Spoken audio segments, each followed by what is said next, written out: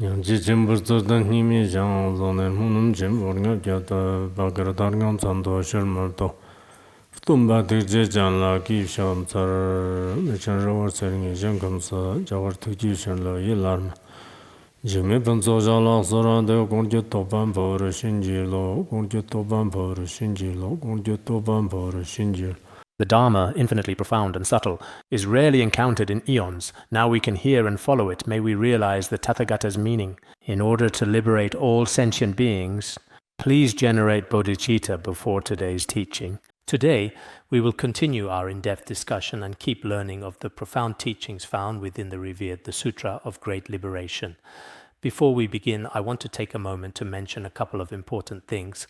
One is about the current, deeply concerning and evolving situation with the global pandemic crisis. You all should definitely be aware of this critical issue. It seems that in many different countries abroad, the global pandemic is still not even fully under control yet at this moment in time. As for our country, it's said that in some areas things are basically under control, but there are still a few places, including such as Guangdong, Tianjin, and Sichuan, where new cases of the disease regrettably continue to appear and emerge in certain specific geographical areas and regions, indicating an ongoing challenge. I truly think there's absolutely no need for anyone to let their guard down at all. We should all take this situation very seriously. This is important both for our own personal lives and for the lives of others in our community, whether it's consistently wearing masks regularly, thoroughly disinfecting or washing your hands and minimizing physical contact with other individuals, including within our sacred prayer halls or in various other public and private places. We should conscientiously continue to remain vigilant as we always have been. This is particularly crucial because numerous medical and scientific experts are currently stating and widely predicting that there might indeed be another significant outbreak during the upcoming winter months. This is a possibility. We don't know exactly what will ultimately happen, but in many significant aspects of our daily lives, including the process of taking flights for air travel or embarking on journeys by car, and also in our interactions with numerous other people, there will undoubtedly be changes. It's always best to be very cautious and pay close attention, because as you all undoubtedly know, this ongoing pandemic on a global scale, it is an extremely frightening infectious disease.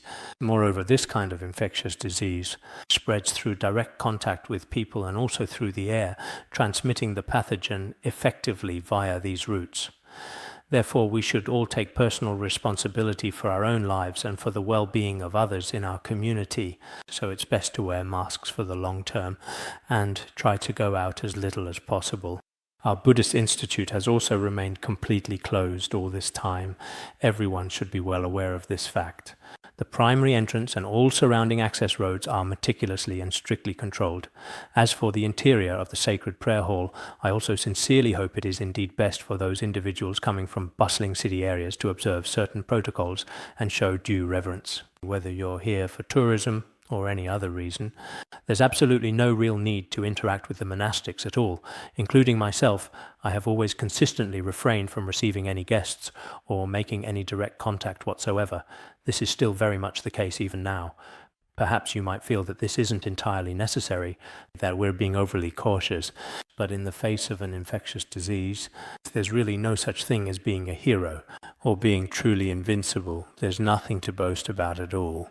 Sometimes it's just that there hasn't been any reporting, but that doesn't mean the disease doesn't exist. So everyone should understand that sometimes when we are truly overwhelmed by fear, everyone can become excessively fearful, and during those challenging times, our hearts tend to shrink significantly, and everyone feels an especially profound sense of discouragement.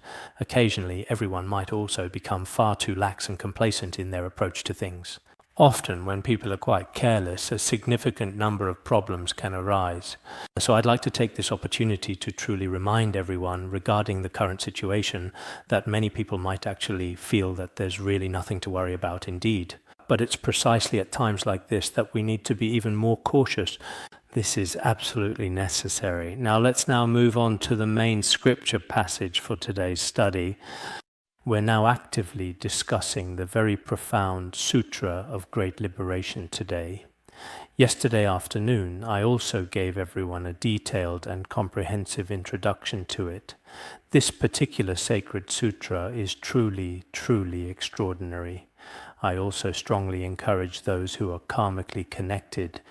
If your precious time and all other necessary conditions are perfectly right, it's truly best to receive this special kind of transmission. In the near future, you should also sincerely aspire to share it widely in different places, including different countries and different regions, different villages and different families, and even in front of many different people. If you can truly teach it, it will truly benefit these sentient beings as well. As for ourselves, it is a truly great honor to encounter the holy liberation Dharma. Sometimes, as people in the world often say, today I attended such and such a seminar, and feel especially honored. Perhaps that is indeed an honor. But I think from the perspective of this life and future lives, to be able to hear with our own ears the sound of the Sutra of Great Liberation, and with own eyes can see so many names of Buddhas and Bodhisattvas and methods of confession, and to continuously contemplate and recall them in our hearts. The merit of this is truly, truly inconceivable. We may come to fully realize this important point later on as well, perhaps even much later.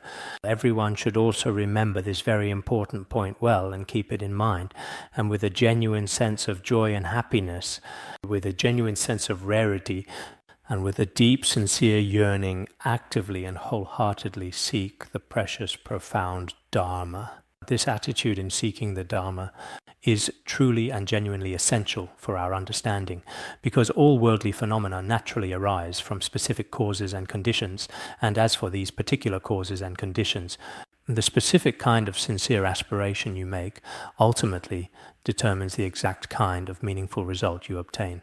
So this is indeed very important. Yesterday afternoon I also spoke briefly about the profound Sutra of Great Liberation. There are some truly precious and remarkable ancient editions of this sacred work. For example, the famous Bavarian State Library, which is located in Munich, Germany, possesses a unique Tibetan version of it, which is notably written entirely in shimmering gold ink. It is also very precious, because it is clearly stated within it that it was translated by the Indian Pandita Jnanamitra of the early translation period, and the Tibetan translator and monk Yeshe De, also known as Yijun. They were the dedicated ones who carefully translated it from the original text. Last night I was thinking deeply to myself, this profound doctrine is indeed very, very important, because by faithfully relying on it, many doubts and some historical controversies can indeed be dispelled. This is also very important. Moreover, this remarkable German library was most likely constructed around the year 1558, during that specific period. At that time, it was undoubtedly intended to be an internationally recognized and highly authoritative global institution, a very advanced and pioneering establishment for its era. It was built so many years ago from now, and is an exceptionally fine and truly remarkable library, containing a wealth of invaluable texts. The ancient Tibetan translation preserved here is also very precious and highly significant. Of course, at the same time, in our complete and comprehensive Taisho Tripitaka collection, there is also the Sutra of Great Liberation. It is included in volume 85. Its catalogue number, or volume number, should be 2871, number 2871. This number is quite significant to the academic community, and many people attach great importance to it. The number 2871, it should refer to the volume, right? Volume 2871 in this collection. So it is also absolutely necessary for us to accurately translate these sacred scriptures. Of course, regarding the German library I just mentioned, it should also be available online. Maybe some of you don't understand Tibetan, but if you do, it should always be free and openly accessible to the public. Some ancient libraries, like those found in Dunhuang, if you don't have a membership card, you might not be able to get in. There are situations like that as well. But in any case, in this modern internet era, on one hand, this development is truly and genuinely great. Why exactly is that the case? Because in the past, it was extremely and remarkably difficult for us, separated by thousands of mountains and rivers, whether it's truly various museums or libraries in different countries, or the resources in those universities can all be accessed on your phone and also on your computer. It's an extremely convenient solution indeed. But on the other hand, the downside of the internet and smartphones is that many people's precious virtuous roots have been utterly destroyed in modern times. Young people constantly spend all day long mindlessly playing on their phones, and even many elderly people are unfortunately like that too nowadays. A few years ago, some of my former classmates, it had already been 30 years now indeed since we graduated, at the 20-year mark we had a reunion. At that time, we were still doing okay, not that old yet. Then when it was 30 years after graduation, which should have been in 2016, we had another reunion, and every classmate, they would hold their phones far away like this to look at them, and you could tell their eyesight had gotten worse. But as long as anyone had a bit of free time, they would just keep staring at their phones like that. So for elderly people, it might destroy their virtuous roots just passing the time and increase a lot of meaningless greed, anger, and ignorance. So in our current era, it truly is the best of times, but also the worst of times. At such a critical and challenging juncture, we should, especially as dedicated practitioners, strive to utilize our valuable time in the most meaningful and impactful way possible. We should do our utmost to close the doors to meaningless and negative paths. This is indeed very important. That's just a very brief explanation. As for the sacred text known as the Sutra of Great Liberation, in Tibetan area, many devoted people also regularly practice turning sacred prayer wheels daily. In the past, our greatly revered spiritual master once, when specifically speaking about the incredible merits of turning prayer wheels, also clearly mentioned that the best are prayer wheels with the mantra of Avalokiteshvara, or prayer wheels with the Sutra of Great Liberation. Many great masters in the past also practiced this. His Holiness did not explicitly deny this particular point, but he also did not particularly emphasize how truly great the merit was. He didn't say very much about this specific aspect at that time. Now, as a few of us Khenpos thoughtfully recall, His Holiness was indeed very supportive at that particular time. Because the revered master of our previous master was called Manilama, he also especially encouraged everyone to make the sacred and magnificent Great Prayer Wheel, as well as the prayer wheel with Avalokiteshvara's powerful mantra. As for this kind of prayer wheel, when I was chatting with Khenpo Tsultrim Lodro the other day, he said that his family also has one. Just like my prayer wheel, it's quite large. In the past, they used to make them quite big, because at that time, printing might have been limited, and the paper available was probably limited as well. He said that his family has one, and it should be the most precious thing in their home. During the terrible Cultural Revolution, they carefully kept it secretly hidden and faithfully preserved it all along.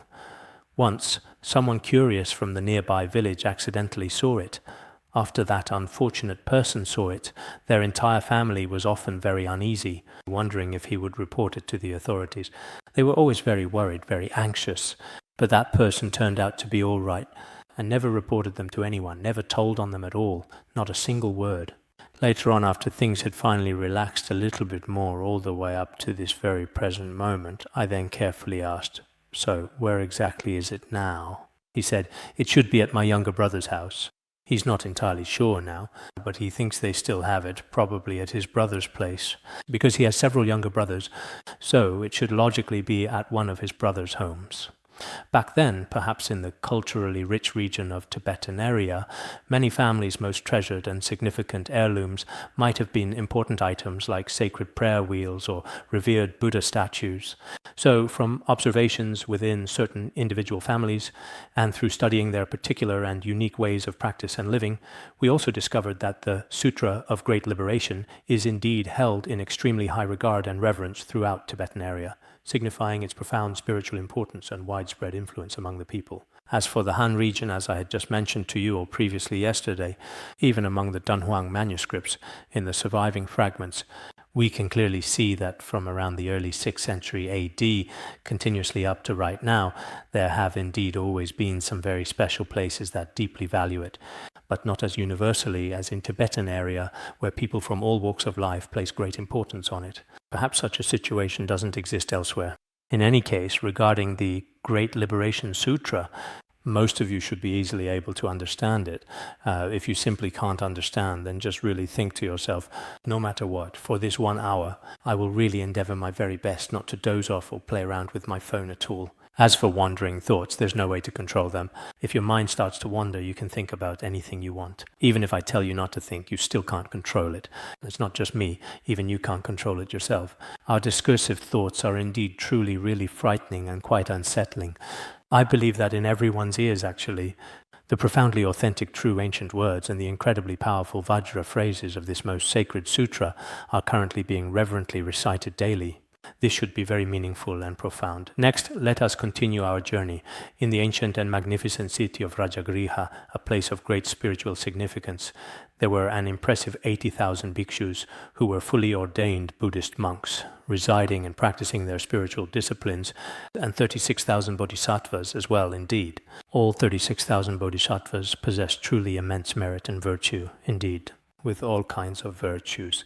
We talked about some of these virtues yesterday. Today, we'll continue.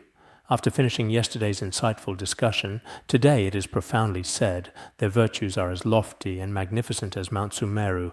These are indeed the profound virtues of the bodhisattvas. What are their power and character truly like? They are indeed extremely lofty, possessing an unparalleled greatness. This is because their virtues are incredibly vast and utterly boundless. If we use an analogy, it's like the magnificent and towering Mount Sumeru in this world, a symbol of immense scale and stability. According to the Abhidharmakosha's perspective, Mount Sumeru is meticulously crafted from shimmering gold, lustrous silver, deep blue lapis lazuli, and sparkling crystal. It stands exceptionally tall, an astonishing 84,000 yojanas in height. This truly majestic king of sacred mountains completely surpasses all the other ordinary mountain ranges everywhere in exactly the same profound way when it specifically comes to noble bodhisattvas. Their extraordinary virtues and their truly majestic power should unequivocally surpass all Shravakas, all Arhats, and indeed all kinds of ordinary people, every single individual in our entire world. This point, perhaps for us ourselves, even though we can't see much of it, what are the virtues of Avalokiteshvara Bodhisattva and Manjushri Bodhisattva like? Apart from the words written in their biographies, we can't see them, but often we encounter some truly remarkable lineage masters who have generated the great bodhicitta of the Mahayana. As for myself, in my own life, I've met some who are quite famous, though not the most renowned, and also many who are extremely famous. I have paid respect to many such masters. But thinking back on the process of meeting them, the majesty and wisdom of these masters truly and profoundly surpass those of many ordinary people in this world. So their kind of majesty can be aptly compared to the king of mountains. Their extraordinary, profound wisdom is truly as deep and incredibly vast as the boundless great ocean itself. These noble, compassionate bodhisattvas have completely mastered all worldly and transcendent supreme wisdom. It is both profound and vast, with great depth. Some of us, however, have very shallow wisdom. Even though we might be able to say a few things verbally, it's actually quite superficial. Some people's wisdom is very narrow and limited, lacking in knowledge and experience. They only possess a small part of it. Even some so-called experts nowadays, we don't really know about the depth and breadth of their knowledge. Everyone's situation is different. But truly, the wisdom of bodhisattvas is indeed both profoundly deep and truly vast and expansive, like the great ocean. Maybe like is a better word here, because in the Dunhuang manuscripts the term used is like the great ocean. Like the great oceans, the word zhu here seems to mean many or numerous. It's the same in the Tibetan version as well. So for certain individual words, perhaps if we carefully refer to the specific way the ancient Dunhuang manuscripts were collected, it might indeed be a much better approach to supplement our current understanding a little further. Everyone knows what like the great ocean means. The oceans in our world, they are truly vast, and both profoundly deep and immensely vast, truly boundless and utterly unfathomable. The profound wisdom of these enlightened bodhisattvas is also immeasurably deep and incredibly vast. Similarly, the insightful wisdom of some of the great spiritual masters we have encountered, we can also see this now. Whether it's the treatises they've composed or the sacred Dharma they've taught, they all possess skillful means to guide sentient beings. You could truly say that it's impossible to measure them with our conceptual mind. This very important point should also indeed be quite clear now. Completely subduing all powerful demons, skillfully gathering in all stubborn non-Buddhists, and thoroughly purifying them entirely. These great compassionate bodhisattvas can indeed effortlessly subdue all kinds of terrible demons, for example Mara, the king of demons, and others. All his retinue, his entire host of followers, can also be appropriately called demon hosts. And also, as we often say and understand, the Skanda Mara, the afflictive Mara, the Mara of death, and the Mara of the gods. This comprehensive understanding can also be expressed in this way. Why are they able to subdue the 4 Maras? Because they realize that all 5 aggregates are like a dream, like an illusion. So the Skanda Mara is also subdued. Why is the afflictive Mara subdued? Because all afflictions are bodhi, all are pure. They realize that all afflictions are inherently pure. So the afflictive Mara is completely subdued as well. Why is it said that the Mara of death is subdued? Because one profoundly realizes that all phenomena arise due to causes and conditions. So for such a person, death is not something to be feared. Thus the Mara of death is subdued. Why is it said that the Mara of the gods is subdued? If one realizes that all phenomena are impermanent, then the so-called harm and damage caused by the Mara of the gods also do not exist at all. Therefore, all of the Maras are completely subdued in this way as well indeed. And also subduing all non-Buddhist paths, those whose deeply held views on emptiness and their actions of compassion are not in complete accord, all such non-Buddhist paths and their followers are also brought under proper guidance and are thoroughly purified. If they are purified, then they will attain right knowledge and right view, and their minds will become pure. In Tibetan it is said to purify the mind, but in other versions it is generally simply stated as to purify. So as for them particularly, they naturally and truly enable our very precious mind stream to gradually become completely pure and free from all defilements, subdue all maras and bring all non-Buddhist paths under guidance. Subduing all non-Buddhist paths, or within the Buddhist path itself, incomplete or mistaken views are also brought under guidance. In the distant past, in Xuanzang's detailed chronological biography, it is clearly recorded that he held a truly grand Dharma assembly open to all. Both the esteemed king and the common people of the entire nation participated in the profound debates together. Some say these were significant debates between the Mahayana and Hinayana traditions, while others contend they were debates between Buddhist and non-Buddhist schools. In any case, he ultimately emerged victorious. When Atisha was 15 years old, he had already mastered the Compendium of Valid Cognition on Buddhist logic. This is something that the great master Tsongkhapa also emphasized, and it is also mentioned in the concise stages of the path to enlightenment. Because at the age of 15, he had already mastered the methods of debate in Buddhist logic, and after that, some very renowned non-Buddhist masters of the time were subdued by him. After subduing them from that time onward, Atisha's exceptionally good name and virtuous deeds spread far and wide across many lands, and his remarkable reputation soared to unprecedented heights. He became extraordinarily famous and widely recognized throughout the entire world. In fact, the captivating and inspiring stories of Atisha are quite fascinating in some respects. In the past, His Holiness Jigme Phuntsok would often recount them as well. Sometimes when His Holiness Jigme Phuntsok spoke about the stories of Drom Tonpa and Atisha, sometimes we might not even get to eat our lunch because he would just keep telling those very stories. His Holiness mainly used to read the Kadampa question and answer record in the past. There are two. One is the disciple question and answer record, and the other is the father and son question and answer record. Is a dialogue between Atisha and Drom Tonpa. The father and son question and answer record features stories of Venerable Atisha. There are actually still very many rather fascinating and truly remarkable stories contained within it. They might just be a bit long. However, I would like to take this opportunity to briefly share some important insights and details regarding them with everyone. Specifically, we will be discussing the early propagation period and the later propagation periods, which are crucial phases. The flourishing and widespread growth of Buddhism after Langdharma's severe suppression of the sacred Dharma is called the later propagation period in Tibetan area. The period before that is called the early propagation period. This historical event occurred 1,000 years ago from the present day. After Langdharma, the then ruler, suppressed Buddhism at that time, basically all of the Vajrayana teachings indeed in Tibetan area, because at that particular time there was a truly great master named Nusangye Yeshe. He displayed some truly miraculous powers which greatly frightened Langdharma at that moment. So Langdharma vowed, "I will not harm Vajrayana, I will only suppress the Sutrayana." Later he destroyed the Sutrayana, but did not dare to destroy the Vajrayana.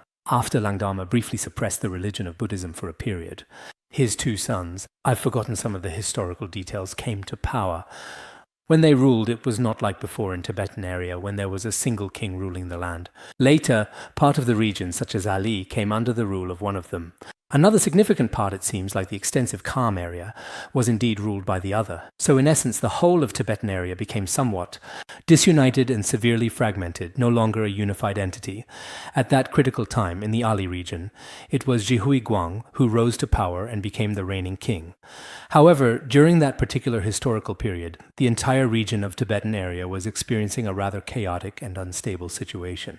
What kind of widespread chaos are we referring to? At that particular time, it was widely said that numerous gold mines were actively being opened, and there was an extraordinary abundance of precious gold. Because of this significant availability, some indigenous Indians would often come to the remote region of Tibetan area to seek this valuable gold as well. They would often ask for gold under the false pretense of promoting Buddhism. Indeed, there were many such cases like this. Some monks from Han China would also come frequently. So within the monastic community, there were specifically those who wore certain white robes, those who wore yellow robes, and those who wore black robes. Originally, Tibetan area had its own indigenous religions, and there were also people wearing blue and green robes. It was a real mix of all sorts. At that very difficult time, the great master Jnana Prabha initially found this extremely hard to fully accept. He really desperately wanted to formally invite an especially remarkable Pandita, a highly learned scholar of the Vinaya, originating from the exoteric tradition in India, was intended to come to Tibetan area and thoroughly reform the existing Buddhist practices. That was his profound and ambitious idea. At first he sent some skilled translators, sent some scholars to translate, but it would seem, however, that the vast majority of these translators actually, except for the translator Baoxian and another translator Renking Zong, except for these two specific instances, at that particular time 21 skilled translators who were called Lozawa were sent to India to study translation. But in Nepal, and also in the nation of India, at that difficult time, there were extremely severe fevers spreading. Tragically, all of them died. 19 individuals passed away. Only 2 individuals out of the entire group managed to successfully make their way back. Subsequently, Jnana Prabha, in a significant decision, bestowed the throne upon his nephew, who was specifically named Bodhiprabha, thereby ensuring a clear line of succession within the family. He was called Chankiwo, and the throne was handed to him. Jnana Prabha himself actually wanted to go to India in person to invite someone. At that time, however, the translator Baoxian and the others said, at Nalanda Monastery in India, there is an especially remarkable great Pandita. His monastic discipline is also very pure. He is particularly outstanding in propagating the exoteric teachings. Because at Nalanda Monastery, at that particular time, Vajrayana was quite secretive, not especially open or widely known. Even Baoxian and the other translators were not particularly clear about it, about their inner manifestations and their expressions. When Jnana Prabha heard this, he very much wanted to invite the esteemed Venerable Atisha. Consequently, he handed the throne over to his nephew, a significant decision. He set out on his journey himself. He arrived at the place called Kashmir. At that particular time, the powerful Turkic king, in an act of aggression, captured and subsequently imprisoned him within his formidable stronghold. Later, his devoted nephew, Bodhigupta, upon receiving this distressing and unexpected news, promptly went to visit him, meticulously preparing to negotiate and ultimately ransom him back to freedom, ensuring his safe return from captivity. At that time, the Turkic king then said and remarked, "If you want him, either you hand over your regime to me, hand over the current Tibetan regime to me, or give me a substantial amount of precious gold, an amount precisely equal to the entire weight of Jananagupta's physical body. Indeed, you must provide me with gold that exactly matches his bodily weight. Only then will I agree to release him from his captivity." So Bodhigupta diligently went everywhere throughout the vast region of Tibetan area to collect the necessary gold. Eventually, he gathered enough to match the weight of his entire body. But he still hadn't collected enough for the weight of the head. At this particular moment, he earnestly pleaded, asking if it was indeed truly possible. He asked. The amount equal to the body had already been gathered, but the amount for the head was still missing. He successfully negotiated with the powerful Turkic king. The Turkic king then said, If you have indeed gathered enough for the body, I will personally cut off his head. After I have cut it off, then I'll take the head with me, and the body will be yours. You give me the gold, and in exchange for that, I will give you his body. I will, however, be taking his head with me as proof." Later, Jananagupta then spoke to Bodhigupta, and it appears they had previously met while in prison. He said, "I'm already quite old now, and my life has been long and full of experiences. If you truly feel compelled to give so much precious gold for me, it's genuinely not worth it at all. You would be much better off if you were to use that valuable gold for something more beneficial and practical, to find a suitable way to invite the esteemed Atisha Rinpoche. Even if you were to give them the gold, they will definitely kill me. No matter what the situation, it's completely useless." Later he told him that he absolutely should find a suitable way to invite the revered Atisha Rinpoche. Then the precious true Dharma would certainly flourish magnificently once again in Tibetan area. That's exactly what he had boldly said. At that very critical moment, it seems the furious Turkic king immediately beheaded him on the spot. He didn't even get the gold, just killed him. In this way, for the sake of the true Dharma, Ji Huiguang sacrificed himself. At that crucial moment, he had already bravely given his precious life. And after his profound sacrifice, Bodhiguang became especially determined to diligently find a viable way forward. He then meticulously arranged for some more skilled translators to assist in this important endeavor. At that time, there was a notable individual specifically named Diligent Lion. Apart from the two other prominent and notable translators, Boxian and Renkingzong, Diligent Lion had studied in India for quite a long time. He was the best translator. He first journeyed to the esteemed Nalanda monastery. Subsequently, they dispatched some additional individuals. Notably, Bodhiguang personally sent even more people, carefully bringing a substantial amount of gold with them. He had them send someone of significant importance, a revered individual named Chicheng Jiawa. In the Chinese language, this esteemed person is more commonly known and referred to as Jiesheng.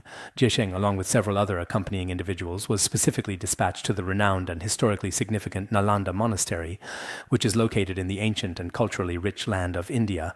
This mission was undertaken with great purpose and consideration. At that time, Venerable Atisha was quite very famous there. Among the Panditas at Nalanda Monastery, he was especially renowned.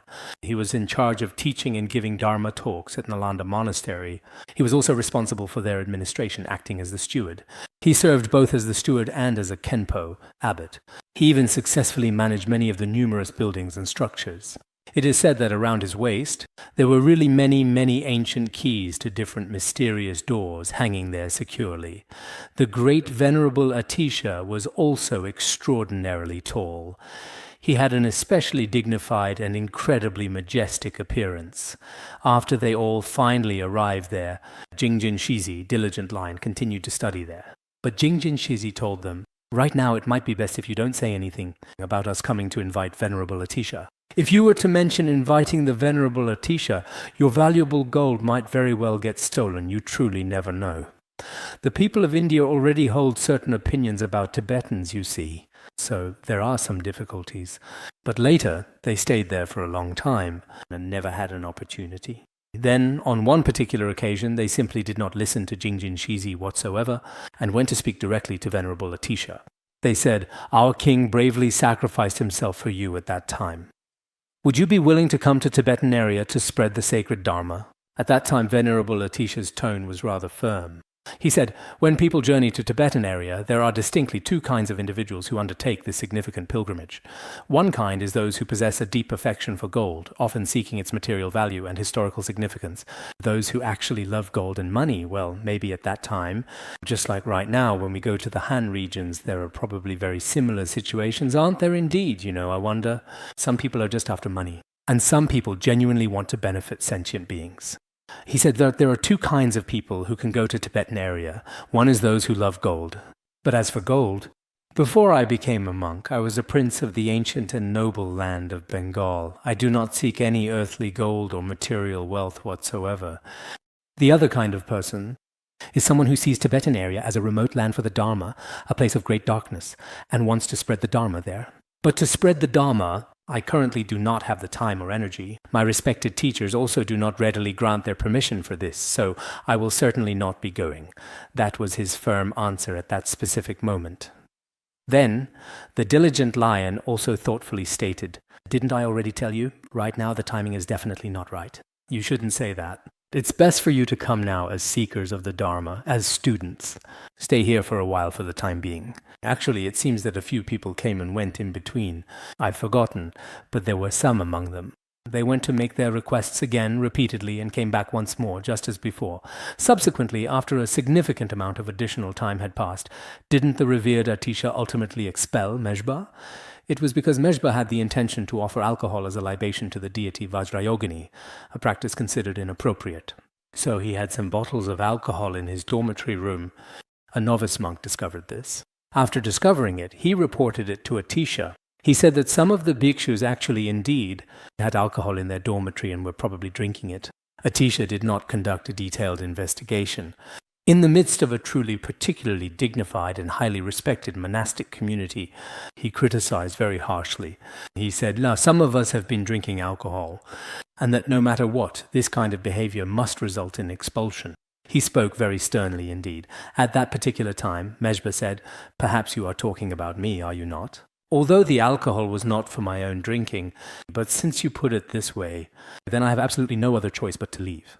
But if I am indeed compelled to leave, I most certainly do not wish to exit through the conventional lower door. Instead, I will resolutely walk my very own unique path." Following this declaration, he then calmly walked straight through the solid wall and gracefully ascended upward. At this moment, Atisha realized that he had expelled a truly great and accomplished master. He deeply and constantly regretted it and kept repenting. He prayed a great deal, earnestly, to this deity and that deity, to various different deities. Every day he recited and prayed to the deities. Once it seemed to be the 21 Taras, though I don't remember very clearly. It seemed to be the sacred 21 Taras, or perhaps just one divine Tara. In any case, the benevolent Tara appeared before him and said, "You have indeed committed a very serious offense. Such an extraordinary accomplished master has already been expelled from the monastic community. Now the only way is for you to courageously go to the extremely dark and remote places of the vast Tibetan area to widely spread the precious Dharma. And you must also diligently make tsatsas, small sacred clay stupas, every single day. Only by doing this will there be some way out." Later, after Atisha received this prophecy, he was moved once again. At that particular time, he was also circumambulating that very place. It seems that at that moment in time, he himself had also left Nalanda and was circumambulating the Vajra seat. While he was circumambulating, those few Tibetan students also made their earnest request. When they respectfully presented their request, he promptly agreed to it. But his teacher was somewhat unwilling. That teacher was called Dharma Rakshita. At first, he also did not agree, because Atisha's reputation was truly extraordinary and widely recognized throughout the land. But at that time, it seems that his teacher also received a prophecy from Tara or some other Yidam. So the teacher finally had no choice but to agree as well. Then they set out on their long journey. When they eventually started their return trip, they arrived at the countries of Nepal and also India. I don't remember it very clearly. It seems it was the border between Tibetan area and Nepal, or perhaps the border between India and Nepal. When they reached the border, his translator, Jangchub Senge, Diligent Lion, Jangchub Senge was truly the very best and most accomplished translator. He then became seriously and gravely ill. Venerable Atisha asked, "Well, why are you like this? Did you do something wrong?" He replied, "I didn't really do anything wrong otherwise. But while I was in India, I requested some mantras from a certain master, but I only paid half of the fee. For the remaining half, I didn't have a sufficient amount of gold to pay." Venerable Atisha said, "That must be the reason. Why, when I was right there, did you not request the teachings from me and insisted on asking another master?" That was indeed definitely the reason, and then he subsequently reproached him for it. Following about a day or two, that translator had already passed away, attained parinirvana. Then, upon his eventual return, the others, specifically just now, that Jisheng and the rest of the group did a very poor and inadequate job translating the information. So at that particular moment in time, he really, truly wanted to go back. But because of Tara's prophecy and all the various causes and conditions that brought him to Tibetan area, when he arrived in Tibetan area, Venerable Atisha first went to the translator Bayoxian. This is the same as the story in the words of my perfect teacher. At first he said, "You are so remarkable, I have no need to come here." Then he asked him about his practice. On the third floor, he studied the teachings of the three vehicles at different times. Venerable Atisha said, "I actually do need to come here." "You very bad and incompetent Lotsawa," translator. Then, after some considerable time passed, the Venerable Atisha sadly said, "My dear translator has unfortunately died. Could you possibly be my translator?" Byeoxian said, "No, I can't. I'm already 80 or 90 years old now." He was already grey-haired and aged. He said, "All I can do now is practice diligently. My main focus should be on retreat. I can't do these things anymore." Venerable Atisha had no choice. Later he heard that Marpa Lotsawa had been to India, so he went to Marpa Lotsawa. It turned out that Marpa Lotsawa's teacher was Naropa. Naropa's principal teacher was the revered Maitripa, according to one historical account. If Venerable Atisha were to criticize his teacher's teacher, then he definitely wouldn't accept it. He expressed a considerable amount of profound dissatisfaction, perhaps even going so far as to explicitly state, "Serves him absolutely right for what he did." After that, Venerable Atisha, at that significant time, King Bodhigarbha went to personally see him. At first, Bodhigarbha was full of sincere praise and expressed immense admiration. He was genuinely very happy and pleased when he finally arrived. But his underlying intention was specifically to bring Tibetan Buddhism into the region, a mission he held dear and was determined to accomplish. He still wanted it to become mainly the exoteric tradition, focused on the Vinaya precepts. But Venerable Atisha did not agree to this. He wanted to promote both the exoteric and esoteric traditions. He intended to spread both teachings. At that time, the king did not support this. Later, the Venerable Atisha and his devoted companions planned to return to their homeland in India. But when they eventually reached Nepal, while there, according to the prophecy of Tara, he met a significant person named Spa Garawa, also known as Dromtonpa. In fact, the prophecy had truly mentioned Dromtonpa by name indeed. But he could never find Dromtonpa. He kept searching but couldn't find him. Later, Venerable Atisha decided to return. There was really no other way, so as he was about to leave, it was then, at that point, that he met Dromtonpa. After meeting Dromtonpa, they returned together. Dromtonpa was indeed a truly remarkable individual. He was mainly self-taught. Many of his important translations were meticulously done by himself. He even humorously joked about doing translations online. Dromtonpa diligently served as the primary translator. When the revered Atisha eventually came to Tibetan area, he was actually about 58 years old. Later, it seems he passed away at the age of 72. He initially came to Tibet in the historic year 1040 AD exactly, and he peacefully manifested his sacred parinirvana in 1054.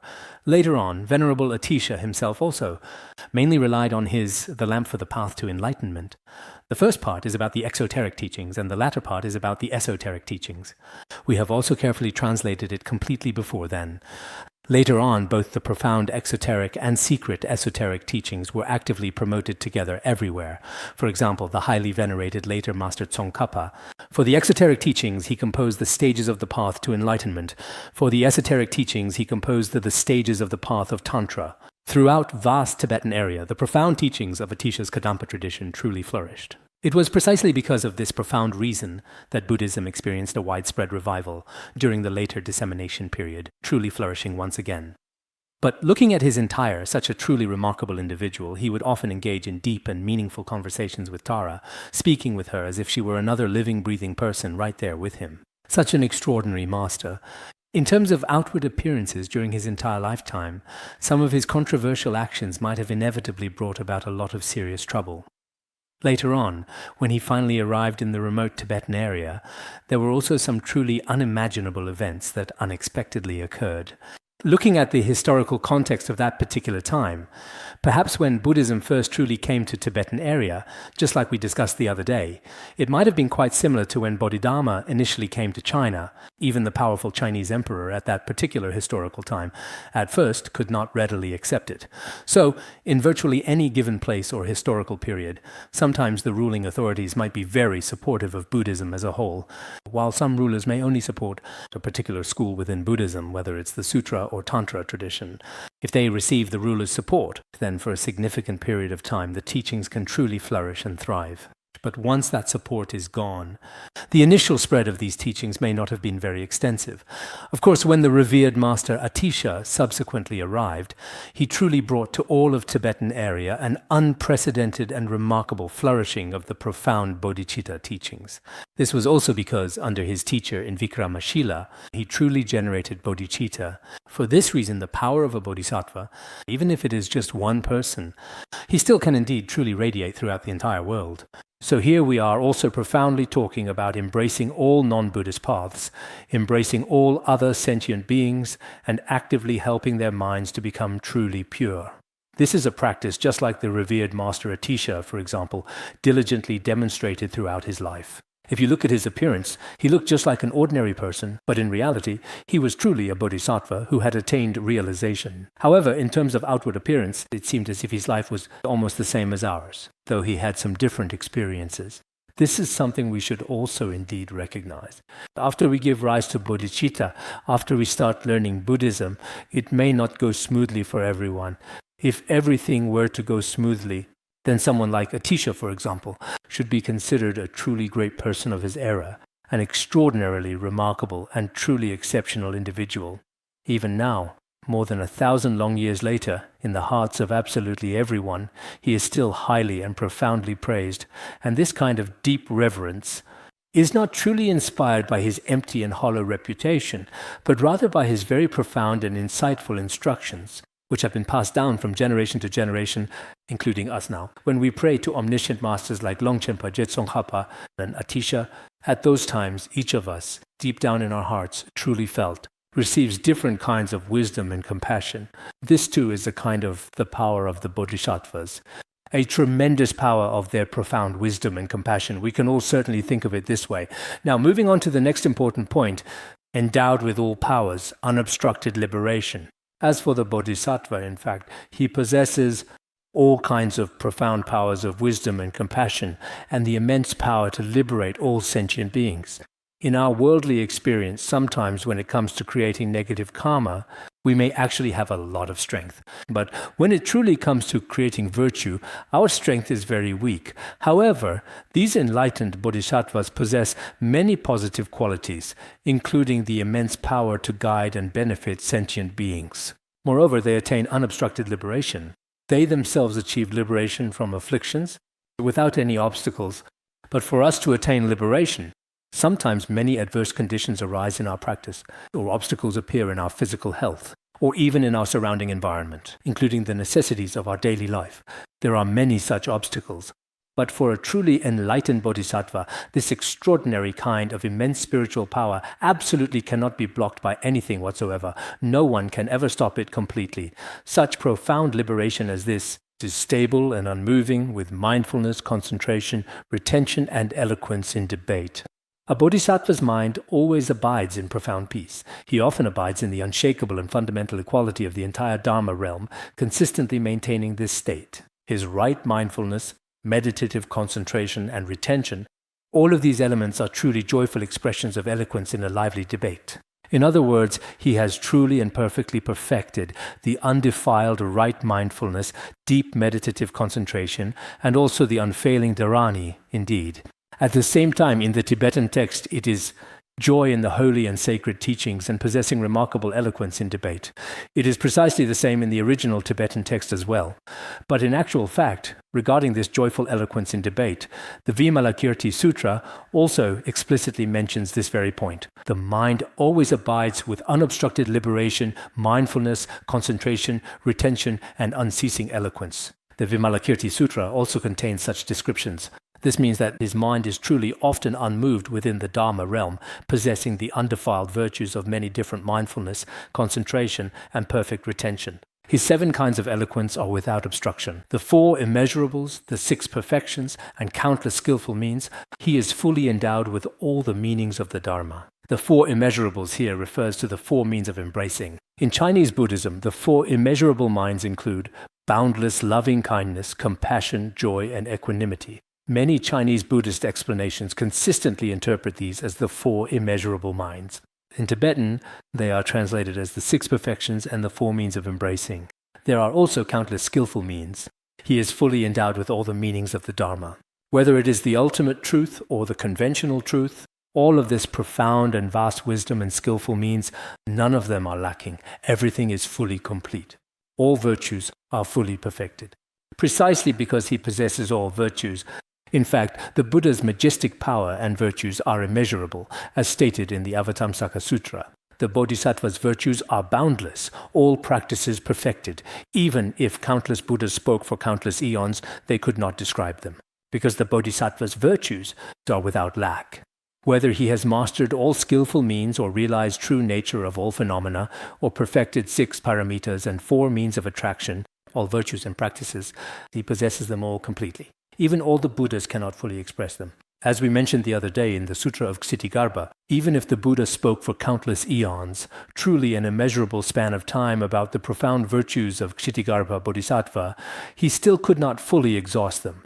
He diligently follows sentient beings and turns the wheel of non-retreat. These compassionate bodhisattvas always follow and accommodate sentient beings. When they see sentient beings, they consider how best to guide and support them, always adapting to sentient beings. Just as it is stated in the Mahavaipulya 10-Wheel Sutra, a wise person first observes sentient beings and then teaches the Dharma.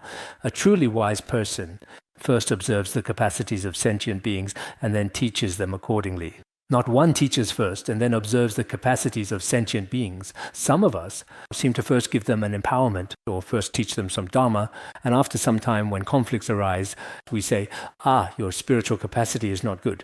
By then, it is already far too late for any regrets.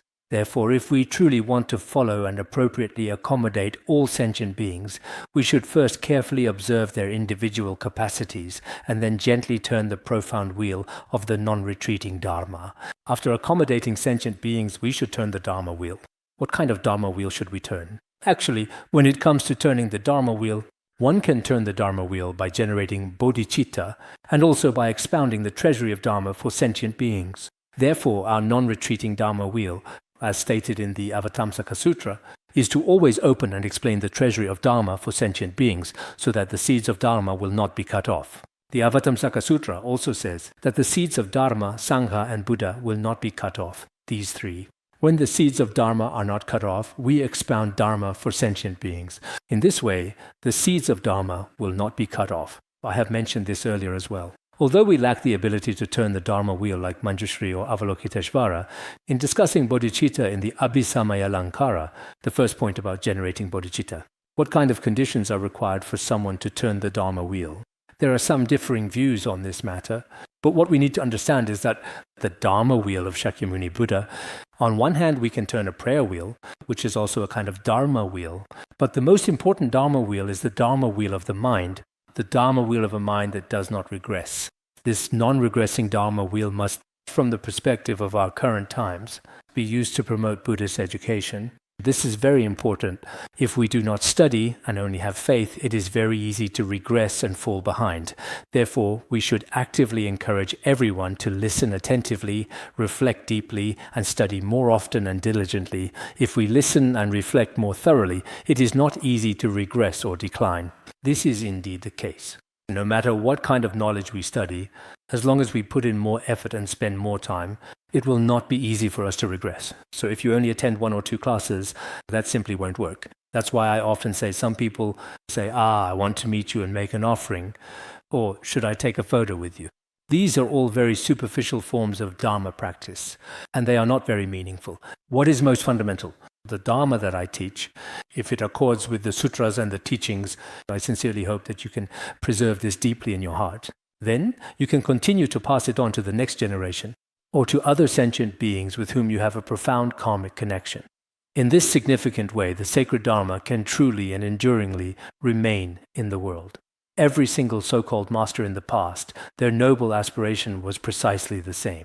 So for our generation, we can say that we have done our utmost to uphold the Dharma. For me, it has been more than 30 years, I suppose. Almost every day, I'm still making the effort. I have worked hard to transmit it to everyone, but I don't know how much of it remains in your mind streams. I really don't know. In the future, passed on to those with a karmic connection, I cannot know. Even if it's just one person, that's enough. The principles you have gained yourself, even if you pass them on to just one individual person, even for a relatively brief period of time, this is called turning the irreversible Dharma wheel. This is very important. Next, it profoundly talks about demonstrating the clear presence or the distinct absence of wisdom, skillfully understanding the true nature of Dharma. Demonstrating means to display, or in Buddhist scriptures we often say to reveal, instruct, awaken, and enter. Here it refers to the wisdom that understands what exists and what does not exist, to know which phenomena actually exist and which truly do not exist, and to use such wisdom to skillfully understand the true nature of all phenomena, because these bodhisattvas truly and genuinely possess the essential knowledge to fully reveal, clearly display, or thoroughly explain truth of existence and non-existence and words about existence and non-existence. Worldly people see non-existent things as existing and existent things as non-existent. If we possess Tathagatagarbha, Buddha nature, we are not aware. Everyone tends to think it doesn't exist. That's how it's seen. As for non-existent things, all these worldly phenomena are arising from conditions, yet we believe they exist. So our wisdom is truly inverted. In the Lankavatara Sutra, it is also said, if phenomena arise from conditions, one cannot say they either exist or do not exist. To think things within conditions is the ignorant discriminating between existence and non-existence.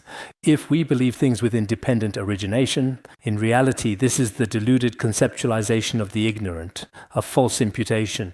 Whether something exists or not, entirely a mistake. We people in the world are quite pitiable. Permanence, bliss, self, and purity, everyone knows these are the four fundamental delusions. We take things that are inherently impermanent to be permanent, and things that are inherently impure to be pure. We take things that inherently do not exist to be existent, and things that are inherently not pleasurable to be significant sources of true happiness. This is indeed the kind of fundamental value system we currently have. But the wisdom of a bodhisattva is not like this. Entering samadhi, here 3 realms is a typo. It should be samadhi, referring to the meditative absorption of samadhi. With the vision of the 5 eyes, they know the faculties of sentient beings. A bodhisattva enters the state of samadhi, enters deep meditation, and then opens and reveals the 5 eyes. So what is it that the 5 eyes ultimately see? It is the ability to know the capacities and dispositions of sentient beings. Of the 5 eyes, the physical eye can perceive the physical suffering of sentient beings. The divine eye can perceive both the physical and mental suffering of sentient beings. The wisdom eye can discern the different aptitudes and capacities of all sentient beings. And the Dharma eye perceives the true nature of all phenomena, while the Buddha eye comprehends all phenomena and is able to penetrate and understand everything, both conventional and ultimate, without any obstruction. Therefore, through the 5 eyes, one can understand the different capacities and dispositions of sentient beings. This also requires first entering samadhi. If one does not enter samadhi, then the 5 eyes cannot be opened or revealed. In this way, these bodhisattvas are able to know the capacities and dispositions of all sentient beings. We, on the other hand, do not truly know the full capacities of all sentient beings. Sometimes, when we are recruiting students or hiring people, we often rely on standardized written tests and comprehensive interviews. You say a few words to me, I take a look at your appearance, and then the teachers give him a score. If we knew the capacities of sentient beings, we could simply say, you can do it, you can't, just like that. But we do not know the capacities of sentient beings. Their majestic virtue is boundless and covers all beings. The bodhisattva's truly majestic virtue and profound merit are indeed immeasurable and boundless. Therefore, they can overshadow all the people in the entire world. As for the people of this world, their inherent values are probably quite comparable. But the truly immense power and profound merit of great and enlightened bodhisattvas, including their speech patterns and overall physical appearance, in many significant and profound ways, far surpass those of ordinary, everyday people in the entire world. Ordinary people simply cannot truly compare at all. Through their deep meditative concentration and profound wisdom, they diligently cultivate their minds. These enlightened bodhisattvas, through their sustained long-term meditation and insightful wisdom, are truly able to effectively tame their own inner minds. Those who are skilled at taming the mind attain true, constant happiness. It seems that there is a profound scripture that says, those individuals who are truly good at taming their own minds realize true, constant, and enduring happiness. Those who are truly skilled at taming their minds attain genuine, profound, and everlasting peace and happiness, a state of ultimate tranquility and contentment. Bodhisattvas, with their deep compassion and unwavering resolve, truly use their advanced meditative concentration and profound wisdom to skillfully and effectively tame their own minds, bringing them under complete control. Their physical appearance is adorned with perfect marks, surpassing all others. Their dignified and adorned physical form is incomparable to that of many others. In this world, the dignified appearance of a bodhisattva is truly unparalleled. Because attaining Anuttara Samyak Sambodhi actually depends on what, you may ask? It depends on having an extremely dignified physical form. Why is that the case? It is to subdue the arrogance of other sentient beings. At the same time, people in the world are, in a sense, members of the appearance club. They care about looks. If a bodhisattva is especially dignified and majestic in appearance, people will develop great faith. If the appearance is not so dignified, they may look down on them and give rise to contempt. Therefore, bodhisattvas truly possess such incredibly dignified and magnificent physical forms. Their minds are as immeasurably vast and expansive as space itself. The bodhisattva's mind is truly boundless. Just like the infinite expanse of space, their mind is as profoundly expansive as the endless sky. Similar to the unobstructed nature of space, there are absolutely no limitations. The mind is immensely vast and completely open. There is a saying in the world that goes, "When people slander me rather than being able to argue back." If someone deliberately slanders me publicly, I could certainly debate with them vigorously, but instead of being able to argue back endlessly, it's much better to be able to tolerate gracefully. It's ultimately better for me to simply accept and accommodate it peacefully. What exactly does this truly and really mean? If other people do slander me, I could have argued with them originally, but it's better for me to just accept it.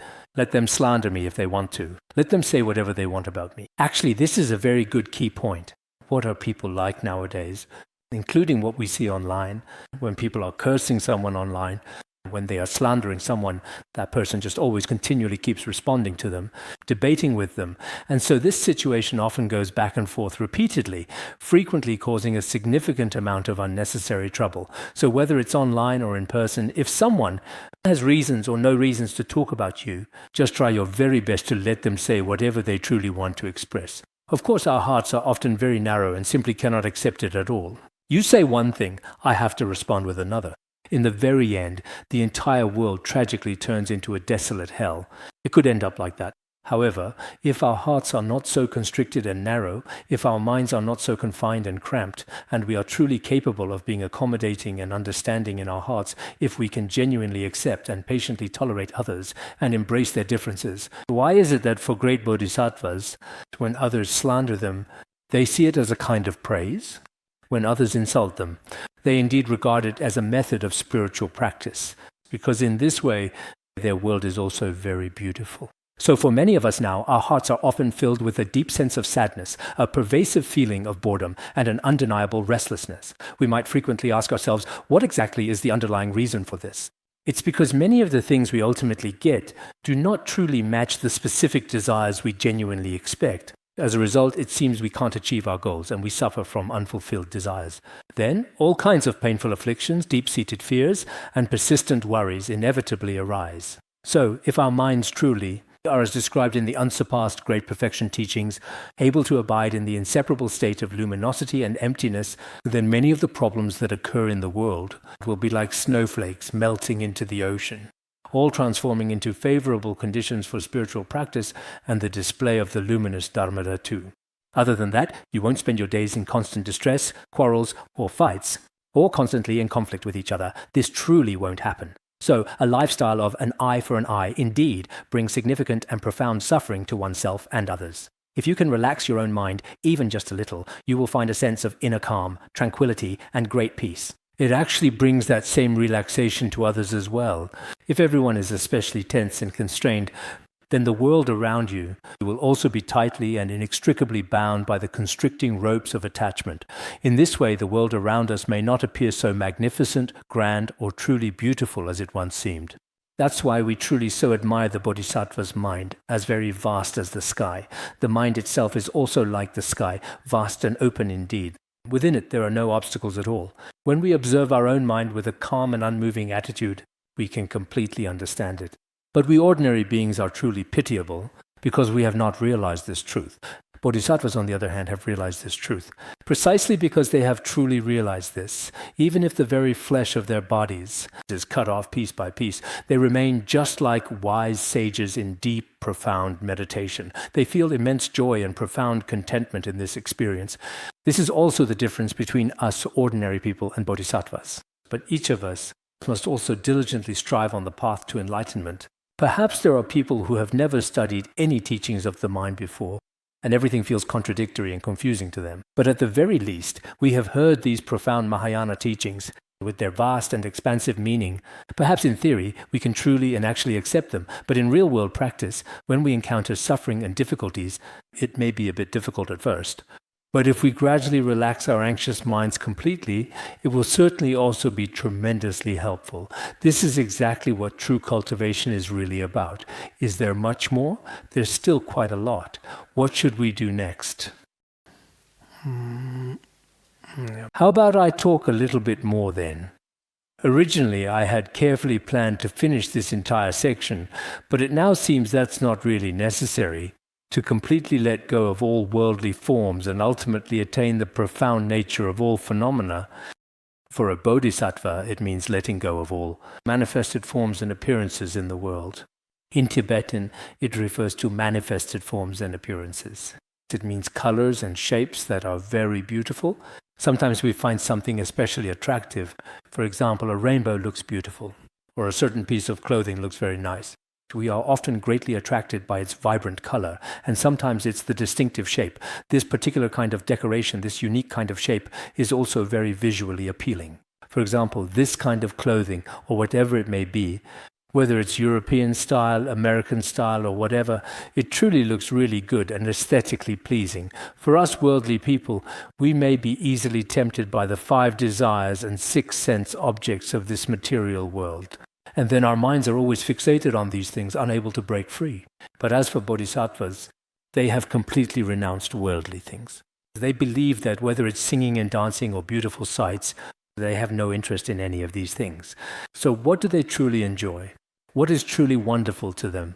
It is the state of the Dharmadhatu, which is the inseparability of appearance and emptiness, free from the 4 extremes and the 8 conceptual elaborations. Abiding in the Dharmadhatu means they dwell within the Dharmadhatu. They enjoy the highest state of mind.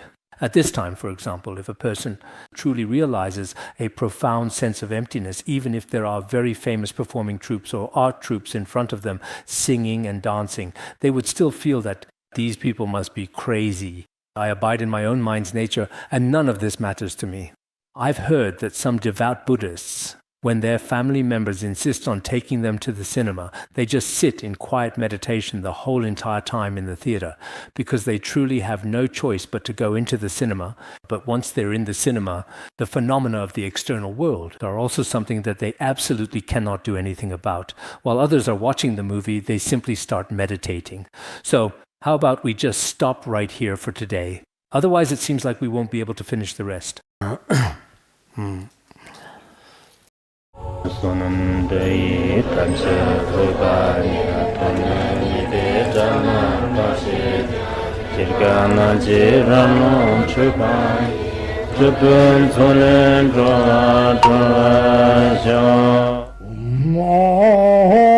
Bandara Badma Sodargye Bandara Badma Sodargye Bandara Badma Sodargye